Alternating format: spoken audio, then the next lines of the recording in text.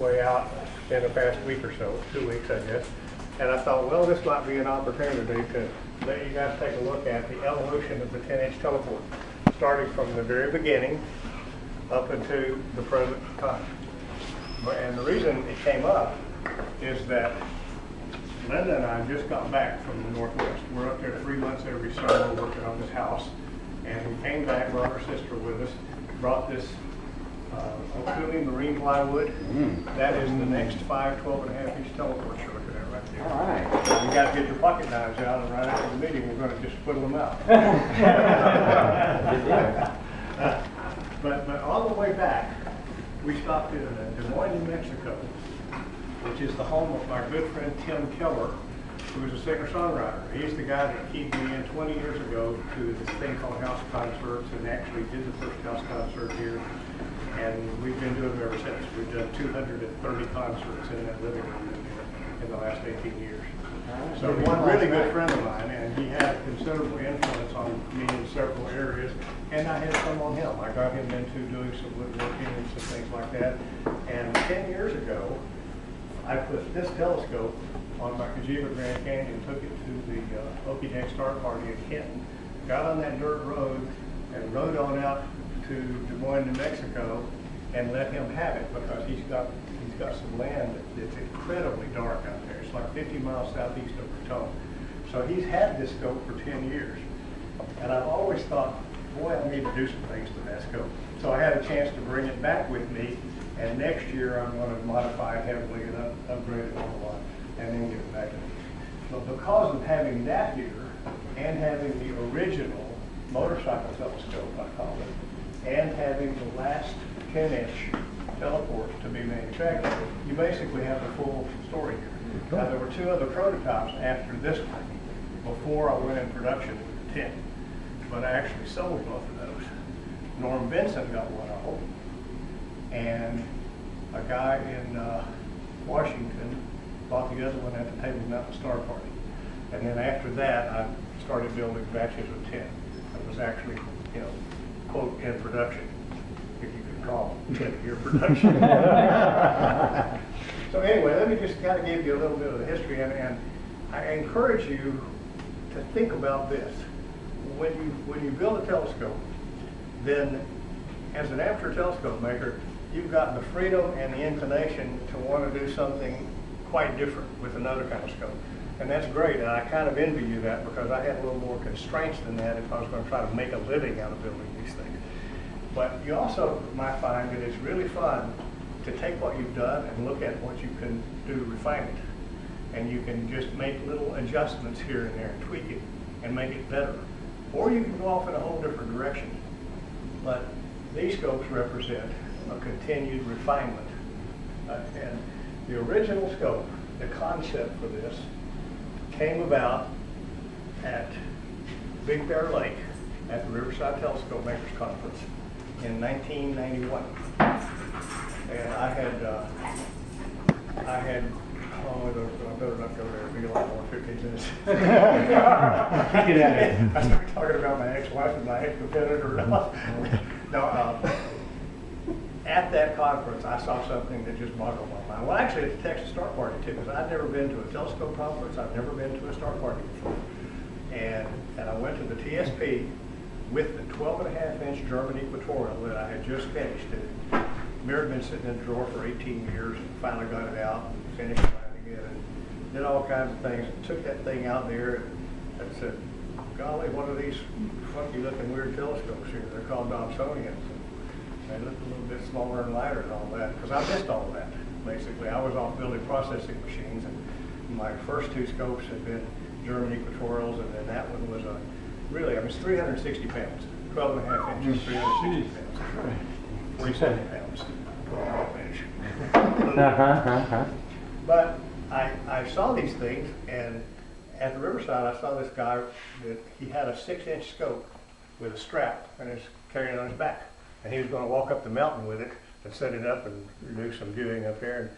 And he said, his name is Herbie, and he's my buddy, and he goes with me everywhere. The scope probably weighed about 15, 20 pounds, was a 6-inch. And so I got to thinking about that, and I saw all those knobs, and they were nice, but they were pretty basic. And I thought, well, you know, if you really put some work into it, you might be able to make them a lot more compact than that. And you might be able to include some really cool things in them.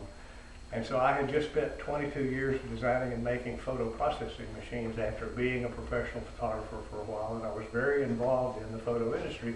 And so the first thing I thought about was, hey, tripod legs, up and down, you know? Yeah. And the concept for this came out of that. And I sketched on a yellow pad, sitting in front of my tent before I left the Riverside Conference, that idea. I drew a little plan view and a little elevation view, and well, you know, if I could make all those parts kind of nest together and all that, it might really make a cool little scope and be a little different. And if I do it right, I can make it fit the seat on my motorcycle. So I got home and I measured the seat on the Goldwing, and I said, an 8-inch would fit easy, so let's try for a 10. Because I wanted it to be as small as possible. And so that's the scope that came from that. And that's what I call Gertrude. Somehow that seemed appropriate. And it is the original motorcycle scope. And it went with me to Nova Scotia on that Goldwing. Those are the trips of the Goldwing over there. So there's a picture of it over the table in the living room. My old 88 Goldwing. That rode to Nova Scotia and then back to Springfield, Vermont. I went to the TelePort TelescopeMan conference. And they got me to enter it, and I did, and won a whole bunch of awards. And it's like, I said, this is really cool. These guys like this thing. And so I brought it back and set it over in the corner and hardly used it for the next 5 years because I was involved in a whole bunch of other things. And this shop was originally set up to build film developing machines, which I used to do down in Wiley, and that's what paid for the shop. That's what paid for all the equipment that's in here. And that's the key. If you want to become a professional telescope maker, you have to have a career before that, and you got your equipment paid for. You have no overhead, you have no rent, and you have no payments on anything. Then you can build telescopes, and if you have any money left, it'll actually be yours. I highly recommend that if you ever have this crazy idea that you might want to make and sell telescopes for a living. First, make sure you don't owe anything to anybody, because you can't make payments or pay rent and make a living out of telescopes. So anyway, it sat for a while, and then the photo industry just went bonkers. I mean, the photo lab equipment business just went down the tubes a lot quicker than I expected or anybody expected it to. And the processing machine, which made all of those prints you see on the wall in my living room, any prints that are out here, that machine I had in my demo lab down there where I taught people how to do color lab work, and I did installations and, you know, ran process control for people and all kinds of stuff. I just used snapshots from bike trips as a way of showing people how to tune in a color print and so forth. And that machine was a kind that I sold for 5 years, and I sold, I don't know, many dozens of them around the 5-state area. And within about a year after things changed so rapidly, I put that machine up for sale for $5 grand. It had cost 18 grand. Nobody was interested at $5 grand. Nobody was interested at 1,500. Nobody was interested at 500. And within a year, nobody was even willing to come and haul it away for parts. And it's now buried in the bottom of my swimming pool. Because when the swimming pool leaked, cracked, was very expensive to fix, and I didn't want to, I was either going to have to haul that processing machine and other stuff over to the dump and pay them, or just push it off in the pool. So I did, and it's out there now. With a bunch of other artifacts from those old days in making film development machines. So anyway, that's kind of the history of that telescope. Designed to fit the Goldwing seat and to pop up and down and all that kind of stuff. As you can see, it's pretty darn basic. And yet it was very different because it was the first scope, so far as I know, that actually just did that, you know. So then, when the processing machine business went away, I decided, well, maybe I really should get into making these telescopes for people. But I certainly don't want to make them just like that. It lacks a certain refinement, to say the least. So I built this one as the first commercial prototype. And as you can see, the biggest obvious change is the shape of the secondary cage. It doesn't look just like a square box anymore. It has a different kind of spider. This is a curved spider that I made. And this is a spider secondary assembly from Brian Beard, Protostar.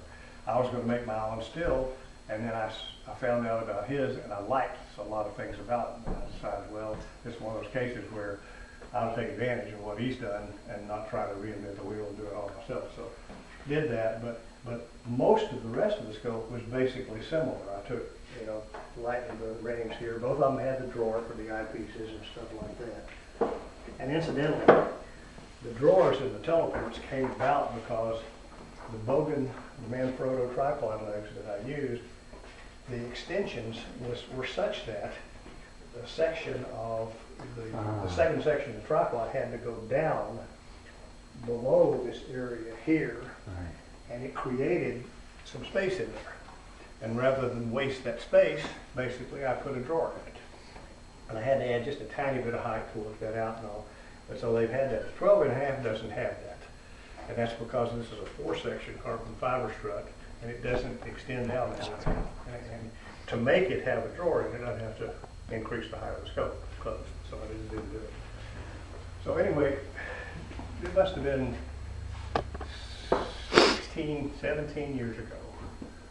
And shortly after this building was built, Mel Bartels came here to speak to TAS. Any of you guys remember that? You know who Mel is? Mm-hmm. He's one of the preeminent telescope makers in the country. He's a really innovative guy. He's done a tremendous amount of work in go-to systems, electronics, and all that kind of stuff. A good engineer. And he came and talked to TAS, and then came out here. And we had a little, I guess we may have had an ATM meeting that day, in fact. And I showed this scope to Mel, and I talked to him about ways that I could actually make it lighter and stuff. And he talked about, you could cut out a lot of this section and all this stuff and get rid of everything you don't need. And I kind of felt like I was reassured by his blessing on it, because he was an actual real telescope maker. I didn't know what the hell I was doing. So anyway, after this scope, I made 2 more prototypes in the 10-inch size, and they got progressively lighter and opened up and cut out more. This scope original weighs 50 pounds. This one weighs 45 pounds. This one, which is the current, this is number 65. This is the latest 10-inch teleport. It weighs 35 pounds. As I said, the old 12.5 equatorial weighed 360, and this one weighs 47. This one is 3 pounds lighter than the first 10-inch. So if you keep plugging away at a particular area like that, you can, make progress. But you have to be willing to throw some stuff away and do some things over and all that.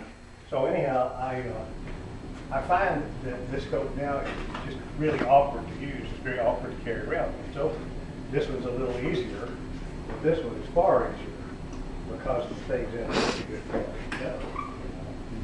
Were you guys ever at a star party where I did this trick back when I first wanted to show the 10 and the 7 and the 14? I go to a star party and I take the 14-inch and it had wheels like that over there, and I put 2 wheels on it and just lead it like a dog. And then I'd carry a 10-inch open in the other hand like this. And on my back, I would have a 7-inch and I was carrying cable. Really, and I could just walk across the field with 3 telescopes like that. But of course, I was a little younger then. I don't know what it hurt too much. So anyway, I would encourage you to think in terms of making another scope similar to the one you just finished, and used a while. You want to use it a while before you start redesigning it, and get rid of everything you don't need, and try to refine everything that you can. And you'll be amazed at how much better you can make the same basic telescope be if you just keep whittling away at it like that. One of the things that I think is really cool, and it's not obvious unless you know about it, is the evolution of the finder scope. Oh, good point. Yeah, as you mentioned that.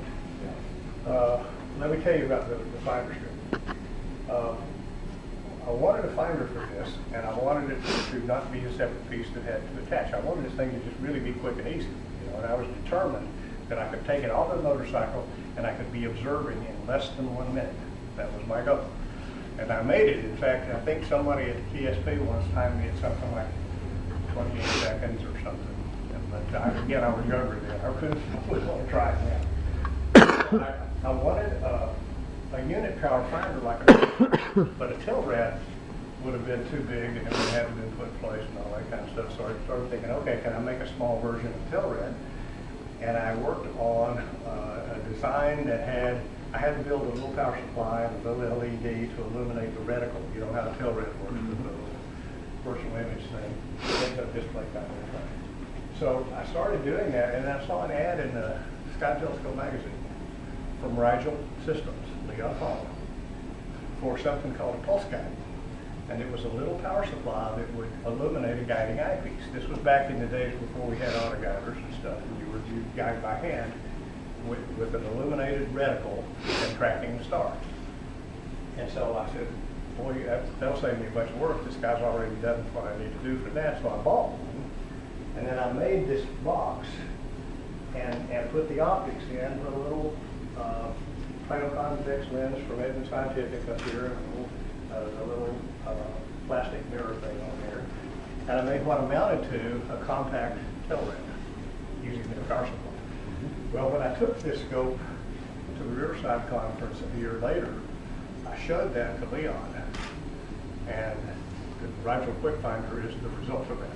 Oh, wow. That's where it came from. Well, didn't you think at RCMC that you did build it? No, they claimed that I was going to make them commercially, and that was true. They were right, but I didn't know that at the time. I had no intention of doing that with that scope. By the time of this scope, yes, I knew that's what I was going to do. But they said that with that scope, which was pretty weird. Just after it had been the stone plane, it had been totally well received and everything. Then at Riverside, they said, no, that's a professional design. That's a commercial telescope. It's not, you can't have it back here. We got burned with Tom Johnson in the original Celestron. So that's really what happened. It set those guys off on that. So anyway, that's the history of this finder. And when it came time to do this scope, I wanted a little folding finder like that. And the first ones that Leon made weren't very suitable for that. They were kind of fragile. They had the little beam splitter thing sticking out. And so I decided, no, I don't like that. And I got off on these daisy side things. And I built, I guess, in the first two batches of 10-inch teleports using this little daisy sight modifier. But it, like that one, just folded in. And this one folded in. And the cool thing about that is that if I forgot to fold it in and you close the scope, it folded in itself. You didn't have to worry about it. But later, when we got a quick finder really developed, it worked much better. And so that's what I've used on all of the teleports as a finder for the last 11, 12 years. Have you guys seen one of these folded up? Fold it. No. Okay, why don't you fold one up for these guys? Show how small it is. Oh, the scope? Yeah. Okay. Do that one, Tom, the one in the middle. This one's been hanging from the ceiling for 3 years now. Oh, hi. Really? It's been in Tim Keller's garage in New Mexico for 10. And that one's been back there under the counter, the Lord knows, ever since the building was built in here. Okay, well, let's see. Or this one. Well, that one, yeah. I guess this one might be a little better illustration. It's got a few more little features. But yeah, if you haven't seen any of these do it, well, this is the big main premise of this is it's a telescope to telescope, and it makes it very compact and easy to carry. On the 12.5 and 14, you have a lock system that locks the altitude axis. And the quick finder, of course, just clips loose from the base. So you take it off, and it just pops on the Velcro on the side. And you take the eyepiece out. All of my next feather touch focusers will not have the recessed crane in there. I absolutely hate those things. Really? I just hate them. Yep. Because all the eyepieces now are undercut. And the undercuts tangs up with that ring. It makes it hard. And I'm disappointed in that. Either one's a cool idea, but both together create a new problem. Anyway, I ordered feather touches way ahead so I can be sure to get them without that. Okay, so with these latest carbon fiber struts from Aqua, you just loosen all the clamps.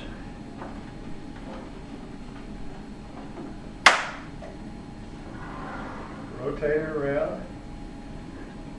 Loosen the others.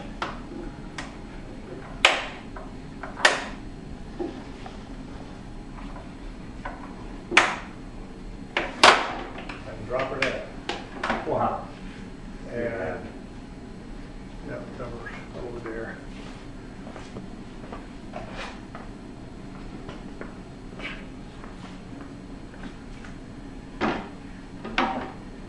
Pop this in place, and you're good to go. Oh, you can carry that. You carry it like that, and put it in and out of the vehicle. You want to grab it like this. Gotcha. Move it, or set it up on a motorcycle. I don't know if I've carried this one anywhere or not. I actually rode the 14 and a half a little bit on my Kajima. I was going to take it to that star party down in Central Texas. What's that? Where is that? What do we call it? El Dorado? El Dorado, yeah. And I came down with a terrible cold and the weather forecast turned bad. And I said, well, I ain't going to go through that. But my goal, probably about 3 years from now, is to ride to the TSP on a motorcycle with my 28 stone board on the back. I don't guarantee that I'm going to do that. I'm going to take a cut at it and see what happens.